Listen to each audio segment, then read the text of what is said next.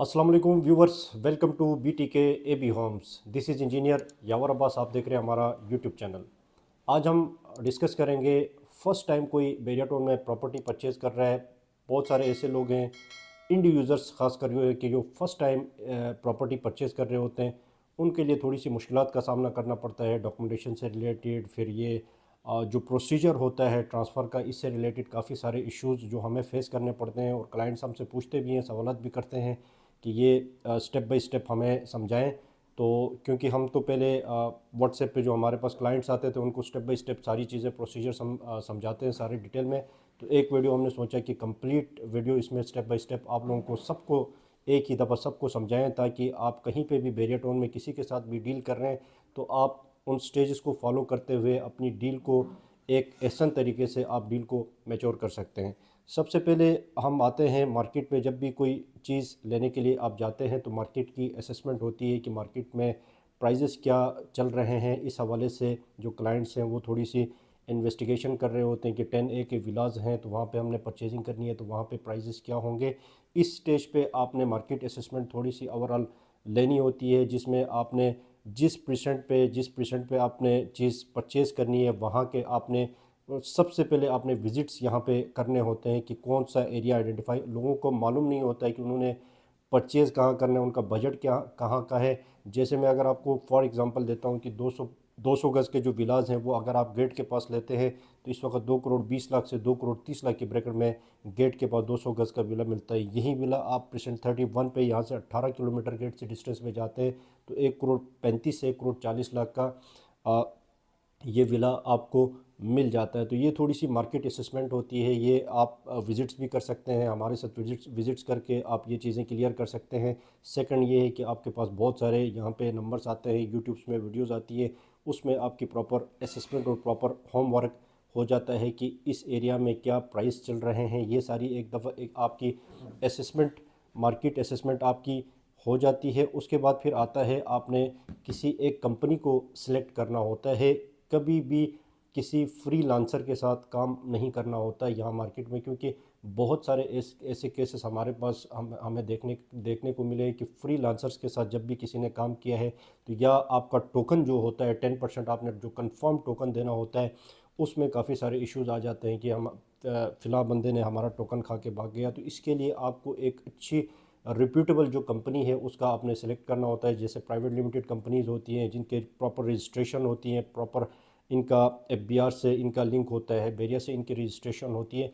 इस तरह की कंपनीज़ आप सर्च कर सकते हैं मार्केट में, आपको बहुत अच्छी कंपनीज़ आपको यहाँ पे मिल जाएंगी। इसके ऊपर आपने अगर अपना रिसर्च प्रॉपर कर लिया है, अगर आपने इस स्टेज पे अपना जो जिस कंसल्टेंट को आपने सेलेक्ट करना है ये आपने प्रॉपर कर लिया, तो फिर अगली जो स्टेजेस हैं वो बहुत आपके लिए इजी हो सकती हैं, क्योंकि यहाँ पे एक रॉन्ग सिलेक्शन जो है आपके लिए बहुत ज़्यादा मुश्किलात का सामना आपको करना पड़ सकता है। इसमें आप गूगल की रैंकिंग में आप चेक कर सकते हैं कंपनीज़ को, या आप फिज़िकली आके मार्केट में आप देख सकते हैं। इस वक्त सारे एक्सपोज हुए पड़े हैं कि जिन्होंने यहाँ पे फ्रॉड्स किए हैं, जिन्होंने यहाँ पे चीज़ें डिलीवर नहीं की। इस वक्त मार्केट में आपको बिल्कुल हर चीज़ आपके सामने आपको नज़र आएगी, जिसने कितने प्रोजेक्ट्स लॉन्च किए थे, कितने डिलीवर किए, और किसने किन डीलों में कितने पैसे खाए। ये तो सोशल मीडिया पे आप देखते भी हैं। ओवरसीज़ हमारे जो क्लाइंट होते हैं ख़ासकर वो पोस्टर्स लगा के सारे ग्रुपों में लगा रहे होते हैं कि इन कंपनीज से, इन लोगों से, इन डीलर्स से आपने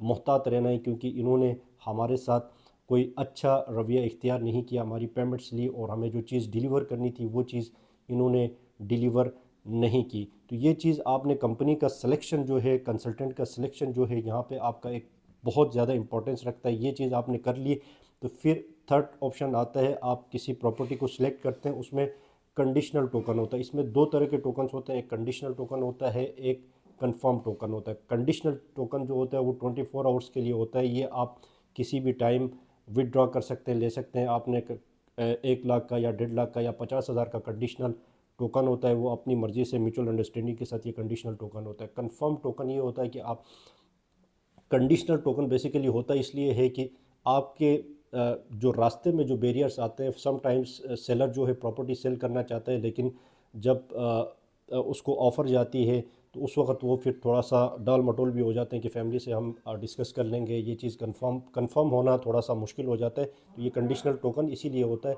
कि आप ताकि जो बैरियर्स बीच में वो सारे रुकावटें ख़त्म कर लें और ये डील फाइनलाइज की तरफ जाए। कंडीशनल टोकन ओके होने के बाद 1 लाख या 50,000 का कंडीशनल टोकन होता है। उसके बाद फिर जो होता है कंफर्म टोकन होता है, 10% ऑफ द टोटल डील का टोकन होता है।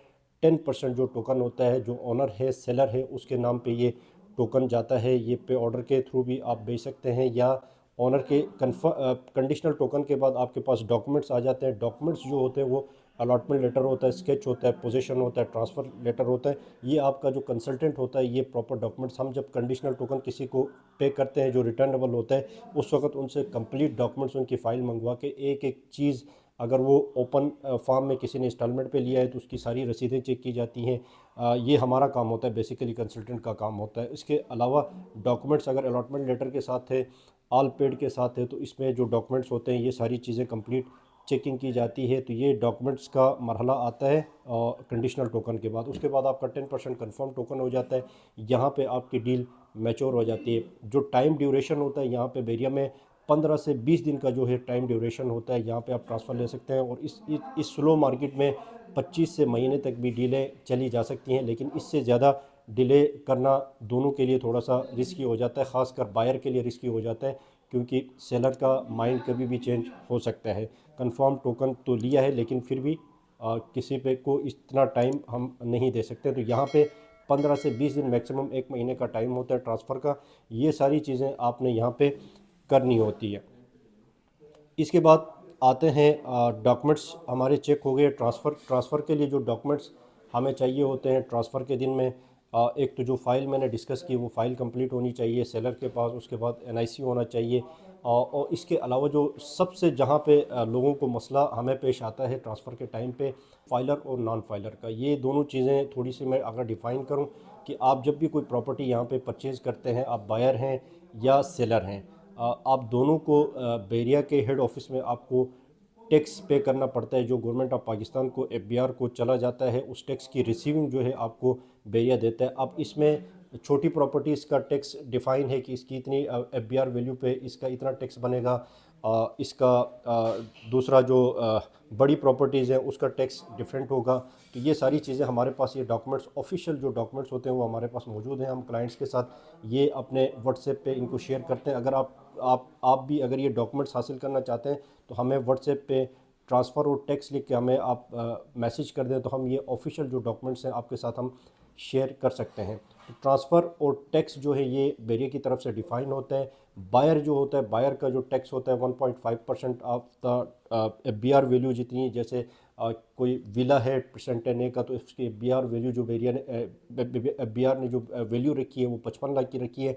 तो 1.5% ऑफ द 55 लाख वैल्यू है, ये जो टैक्स बनता है ये बायर को पे करना पड़ता है। और सेलर जो है 4.5% सेलर को टैक्स पे करना पड़ता है। तो ये टैक्सेस जो हैं, फिर आप नॉन फाइलर अगर निकलते हैं तो वहाँ पे आपको 10.75% आपको टैक्स पे करना पड़ता है। तो ये एक ह्यूज अमाउंट आपको बन जाती है। अगर आप लेट फाइलर हैं, लेट रिटर्न आपने फ़ाइल सबमिट करवा दिया है, जैसे एफबीआर का एक डेडलाइन आती है कि इसके टाइम पे आपने केस सबमिट करवाना हो, तो अगर आपने लेट फाइलर शो किया तो वहाँ पे भी आपको 7.5% के करीब आपको टैक्स पे करना पड़ता है। तो ये जो चीज़ है, आपने प्रॉपर्टी लेने से पहले ये सारा अपना स्टेटस सारा क्लियर करना होता है।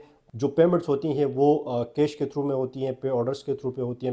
मेजर जो यहाँ पे डील्स होती हैं वो पे ऑर्डर प्लस कैश, यानी कुछ अमाउंट 50% जो एफबीआर की जो एक्चुअल वैल्यू है 55 लाख की, वो यहाँ पे ऑर्डर्स के थ्रू होती है। बाकी जो अमाउंट होती है वो कैश कीमत पे भी होती है। ये म्यूचुअल अंडरस्टैंडिंग के साथ होता है। दोनों क्लाइंट्स को जब डील क्लोज हो जाती है तो उसमें फिर म्यूचुअल अंडरस्टैंडिंग के साथ ये चीज़ें वहाँ पे डिफ़ाइन होती हैं। तो ये सारा प्रोसीजर है, जो ट्रांसफ़र का सारा प्रोसीजर है। इसमें अगर आप फर्दर कोई आपको यहाँ पे कोई मुश्किल पेश आती है ट्रांसफ़र से रिलेटेड, आप कोई डॉक्यूमेंट आपको चाहिए, तो हमारे दिए गए नंबर्स पे आप हमसे रब्ता कर सकते हैं। इंशाल्लाह हमारी टीम आपको सारी डिटेल्स जो है वो प्रोवाइड करेगी। Thank you so much for watching channel. अपना बहुत ख्याल रखें। अल्लाह हाफ़िज़।